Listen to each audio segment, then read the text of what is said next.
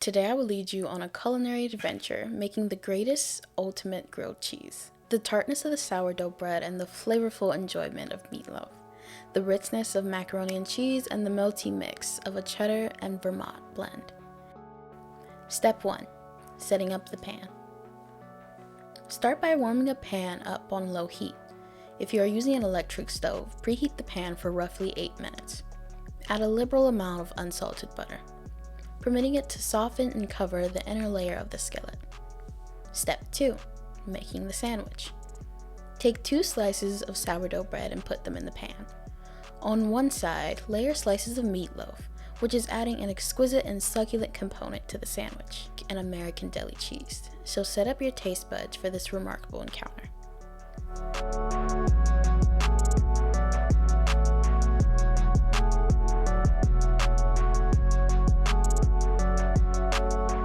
Then, put a layer of sliced macaroni and cheese on top of the meatloaf, making a rich and consoling layer of flavor.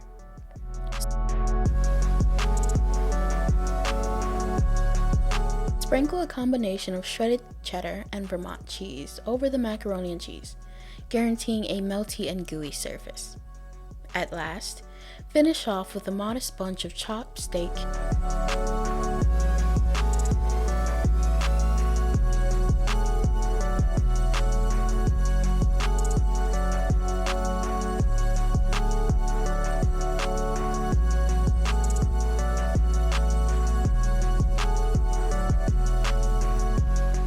few slices of American deli cheese, giving an eruption of substantial and messy goodness.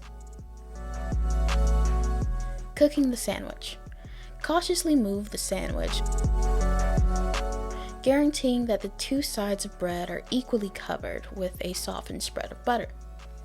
Permit the sandwich to cook on low heat for around 4 to 5 minutes on each side, with the top on or until the cheese is completely melted and the bread becomes brilliantly brown. Flip the sandwich over using a spatula, being mindful not to let any of the flavorful fillings pour out. Push down on the sandwich to make a firm outside. Now, here you just see the chef putting the butter in the pan, just making sure that the bread doesn't stick to the pan. Now, the chef has already pushed the steak to the side that did fall out when we flipped the sandwich. Now you just want to put that to the side. You don't want to leave it on the pan because it can get on the bread sides, which can cause it to burn, and that can just leave little crispies on the sandwich, which you most likely don't want. But here we're just putting in the butter, making sure nothing sticks to the pan. More butter because you can never have too much butter when you're doing a grilled cheese. To avoid getting those little crunchies on your sandwich, I would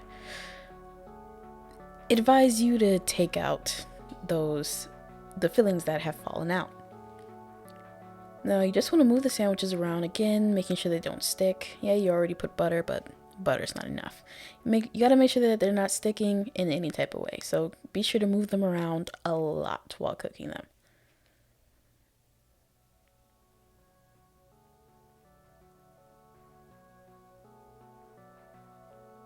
Now you just want to put the lid onto the pan now because again, everything is still on the sandwich, but it's mainly still a little cold. Now you want to put that top on to ensure that the cheese melts and everything on the inside warms up perfectly.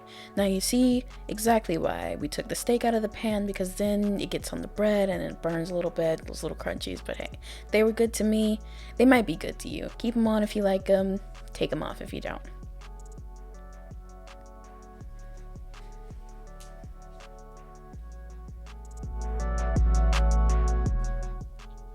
Step 4.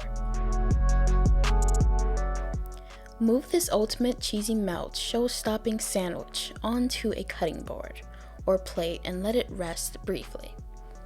Use a sharp blade to slice the sandwich down the middle, uncovering the layers of meatloaf, macaroni and cheese, and soft cheddar inside.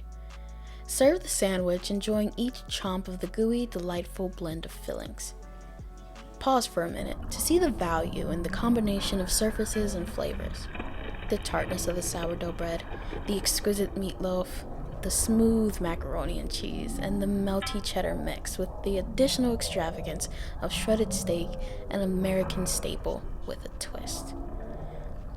You presently have the recipe for a remarkable, ultimate grilled cheese experience. So accumulate your fixings, heat up that dish, and prepare to enjoy a sandwich that you can make at home with restaurant quality and complete satisfaction. Mad good, bro. Like this video up too, if you got the munchies.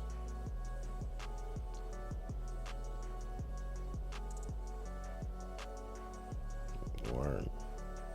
He wasn't lying, bro. Sure was. It was worth it. Gone.